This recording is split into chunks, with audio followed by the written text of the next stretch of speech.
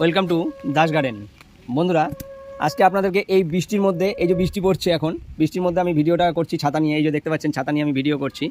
তো এই বৃষ্টির মধ্যে গোলাপ ফুলের কিছু পরিচর্যা একটু বলে দিচ্ছি শর্টে।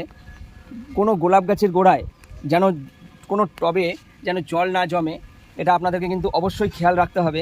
তবে গোলাপ গাছের গোড়ায় কেন, কোনো গাছের গোড়ায় জল জমে থাকলে গাছ মারা যায়, বিশেষ করে গোলাপ গাছের গোড়ায় যেন কোনোভাবে জল না জমে বন্ধুরা, ভালো করে এটাকে ফলো করতে হবে। আর একটা কথা, এই যে পচা ফুল, মানে যেটা ফুলটা শুকিয়ে গেছে কিংবা জলে ভিজে যাচ্ছে, এই ফুলগুলো কিন্তু অবশ্য করে কেটে ফেলে দেবেন, তাহলে আপনার গাছের কোনো ক্ষতি হবে না। আর এই ফুল থাকলে, ভিজা অবস্থায় থাকলে আপনার কিন্তু গাছের ক্ষতি হবে।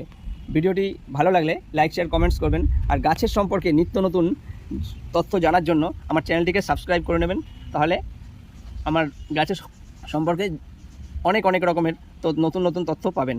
নমস্কার বন্ধুরা।